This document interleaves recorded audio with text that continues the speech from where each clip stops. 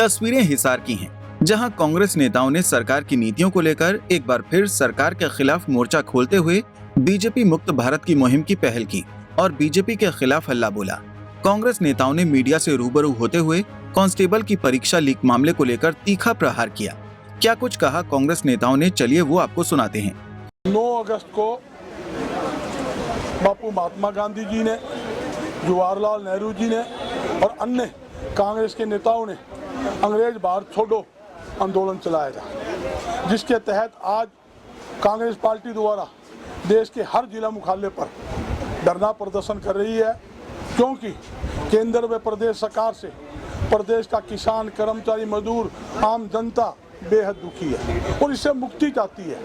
आज हमने इसका आह्वान किया है कि भारतीय जनता पार्टी को उखाड़ना है और देश और प्रदेश के अंदर कांग्रेस को लाना है। इसका मुख्य कारण आप देखिए, देश के अंदर, प्रदेश के अंदर बेहताशा महंगाई, आम जरूरत का सामान महंगा, खाद्य वस्तु महंगी, सब्जी फल महंगे, पेट्रोल डीजल की अनाप शनाप बढ़ती कीमतें, उसके अलावा बेरोजगारी, लाखों लोग बेरोजगार हो चुके हैं और अनेकों प्रकार की समस्या देश और प्रदेश के अंदर है। तो इसलिए भाई कांग्रेस पार्टी जनता की लड़ाई लोकसभा में, विधानसभा में और यहाँ तक कि राज्यसभा में और यहाँ तक सड़कों के अंदर, सड़कों पर जनता की लड़ाई लड़ रही है और लड़ती रहेगी। और जहाँ तक आम जनता की समस्या का सवाल है, लगातार कांग्रेस पार्टी उठा रही है और भविष्य में उठाती रहेगी।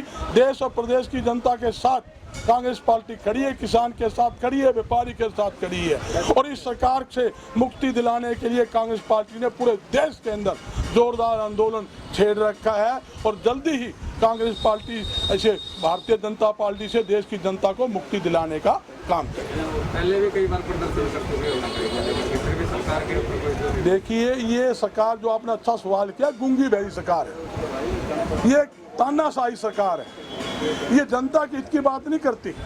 जबकि उद्योग बंद हो रहे हैं, लाखों लोग बेरोजगार हो रहे हैं और हमारे खट्टर बाबा क्या कहते हैं कि उद्योग के माध्यम से 75% युवाओं को रोजगार दूंगा। और बाबा नू तो बता दे, 50% फैक्ट्रियां बंद होगी, लाखों लोग बेरोजगार हो चुके, जो बंद फैक्ट्री आज तक चालू नहीं हुई, नए लोग लगेंगे नहीं तो रोजगार कहां से देंगे? युवाओं को क्यों आप बरगला रहे हो? युवाओं को क्यों आप गुमराह कर रहे हो? इसलिए मैं क्या चाहता हूं, सरकार युवाओं को गुमराह करने के बजाय ऐसी पॉलिसी लाए जो बेरोजगारों को रोजगार मिले, महंगाई पर अंकुश लगे। ये जरूरी है, ये जरूरी नहीं कि आप अपनी रोटी सेकने के लिए, मलाई खाने के लिए, गाड़ी में सैर सपाटा करने के लिए आप सका में बने रहो और जनता का खून चूसते रहो। और मैं क्या चाहता हूँ, प्रदेश का मुख्यमंत्री, प्रदेश के मंत्री, विधायक, उनके चेयरमैन, उनकी हिम्मत नहीं गांवों में घुस जाए, उनकी हिम्मत नहीं पब्लिक के अंदर आके कोई बात कर सके, उनकी हिम्मत नहीं पब्लिक के अंदर कोई सम्मेलन कर सके, उनकी हिम्मत नहीं पब्लिक में आके कोई धरना प्रदर्शन कर सके। वो तो ड्राइंग की राजनीति करते हैं, देखते हैं बाहर पुलिस लगाते हैं, एक छोटी ही मीटिंग करनी हो, 20 आदमी बुलाने हो, 200 पुलिस लगाते हैं। भाई कोई आना जाए किसान, कोई हमारी झंडी ना पाड़ दे, इनकी झंडी पटी पड़ाई पड़ी है, पाड़ने की जरूरत को नहीं। पूरी जनता, किसान ही, आम जनता इनके खिलाफ हो चुकी है, इसमें कोई दो। आप लोगों ने देखा होगा कि अडानी ने 50,000 करोड़ का बहुत बड़ा फ्रॉड किया है और अडानी जो है वो ईडी के रडार के ऊपर है और देश का मैक्सिमम पैसा जो है ना अडानी और अंबानी के जेब में चला गया है। आज 9 अगस्त को आप सब लोग किताबों में पढ़ते थे, जहाँ बच्चे थे, अगस्त क्रांति 1942 को 8 अगस्त को रात्रि के समय महात्मा गांधी जी की अध्यक्षता में मुंबई में एक महाधिवेशन कांग्रेस का हुआ था और कांग्रेस समिति ने आह्वान किया था कि आज के दिन यानी 9 अगस्त 1942 को भारत छोड़ो आंदोलन का एक आगाज किया गया था। स्वतंत्रता संग्राम 1857 में जो एक बहुत बड़ी क्रांति थी, उसके बाद ये पहला इतना बड़ा आंदोलन था कि जिससे पूरे देश के लोग सड़कों पर थे और इवन उस समय कुछ हिंसा भी हुई। और महात्मा गांधी जी जो थे वो हिंसा के पुजारी थे, अहिंसा के पुजारी थे, वो हिंसा के खिलाफ थे। वो महात्मा गांधी को जब ये आंदोलन चल रहा था तो अंग्रेजी सरकार ने, ब्रिटिश सरकार ने महात्मा गांधी जी को कहा कि आप अहिंसा के पुजारी हैं और इस आंदोलन में हिंसा की गई है, आप इस पे अपना बयान दें।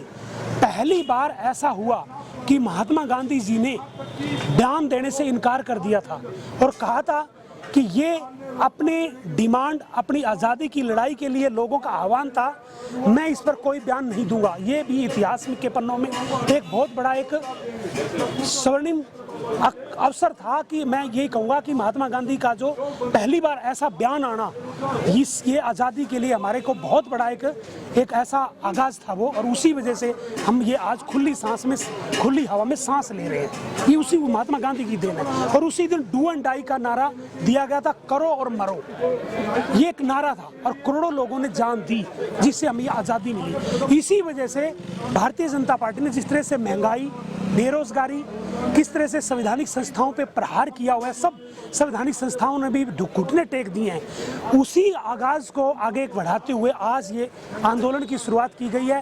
भारत छोड़ो आंदोलन आज पूरे देश में, हरियाणा में, हर डिस्ट्रिक्ट में ये धरने प्रदर्शन किए जा रहे हैं। सर, एक पेपर लीक का भी मामला है बात का। जी, पेपर लीक। हाँ जी, ये पेपर लीक क्या, ये तो पेपर लीक सरकार है।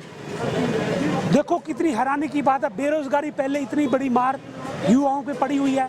युवा बेचारे लोग एक डिस्ट्रिक्ट से दूसरे डिस्ट्रिक्ट में जाते हैं क्योंकि अपने डिस्ट्रिक्ट में उनका इंटरव्यू नहीं होता है और हजारों रुपया खर्च करके वो जाते हैं और फिर आगे जाके पता चलता है, जब वहाँ गंतव्य पे पहुँच जाते हैं, पेपर जब शुरू हो जाता है तो पता चलता है कि पेपर कैंसिल हो गया, पेपर लीक हो गया।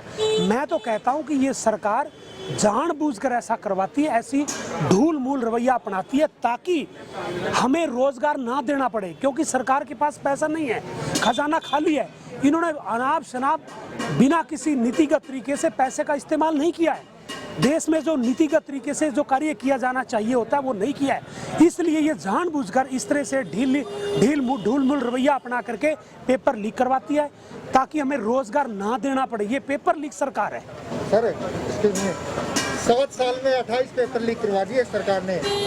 बिल्कुल 28 पेपर लीक हुए, इसमें कोई दोरा ही नहीं है।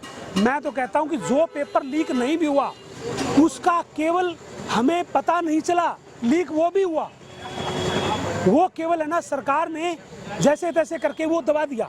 और ये अब ये जिस तरह से है ना, ये जब पब्लिकली हो जाता है, पेपर बहुत ज़्यादा नंबर ऑफ पर्सन्स के बीच में चला जाता है, तब इसका ये महसूस होता है हमें कि हाँ ये पेपर लीक हो गया। अदरवाइज तो सरकार का मंशा कुछ और टाइप की होती है। सरकार के लोग बार बार कांग्रेस पार्टी प्रदर्शन कर रही है महंगाई को लेकर के, लेकिन सरकार के बाद सरकार के अभी कोई क्यों नहीं देती। लेकिन अब जो आज आपने फिर से महंगाई को लेकर प्रदर्शन किया, आगे आप किस तरह का रहेगा? ये आंदोलन जारी रहेगा। हमारा कांग्रेस पार्टी का जो समय समय पर जो भी ऊपर से निर्देश आते हैं, लगातार हम ये प्रदर्शन कर रहे हैं, ये कंटिन्यू है हमारा प्रदर्शन। अब जैसे कोई कॉल आएगी ऊपर से फिर हम कोई धरना प्रदर्शन करेंगे। और ये जन आंदोलन है, इसको आप जन आंदोलन मानेंगे कि जब भी कोई आह्वान होता है तो सैकड़ों हजारों की संख्या में लोग इकट्ठा होते हैं, जगह जगह इकट्ठा होते हैं, सिर्फ एक कॉल के ऊपर। कोई ये नहीं कि भी किसी को कोई बुलावे के लिए कोई निमंत्रण दिया जाता है, सिर्फ पेपर में या जो भी है खबर चलने पे ही, एक आह्वान होने पे ये लोग, हजारों लोग इकट्ठा होते हैं। कांस्टेबल परीक्षा लीक मामले के साथ साथ कांग्रेस नेताओं ने कृषि कानूनों को लेकर भी बीजेपी सरकार पर गंभीर आरोप लगाए।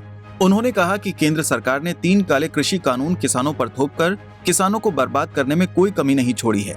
जब देश का किसान व आड़ती 3 कृषि कानूनों को नहीं चाहता तो सरकार क्यों जबरन किसानों पर कृषि कानून थोपना चाहती है। सरकार 3 कृषि कानून अडानी व अंबानी को लाभ पहुँचाने के लिए लेकर आई है ताकि बड़े बड़े घरानों को इसका लाभ मिल सके। कांग्रेस पार्टी 3 कृषि कानूनों के विरोध में किसानों के साथ खड़ी है। हिसार से विनोद सैनी, पंजाब केसरी टीवी। हमसे जुड़े रहने के लिए हमारे YouTube चैनल को सब्सक्राइब करें और नई वीडियो की नोटिफिकेशन के लिए बेल आइकॉन को दबाएं। अगर आप ये वीडियो Facebook पर देख रहे हैं तो लाइक जरूर करें और ज्यादा से ज्यादा शेयर करें। धन्यवाद।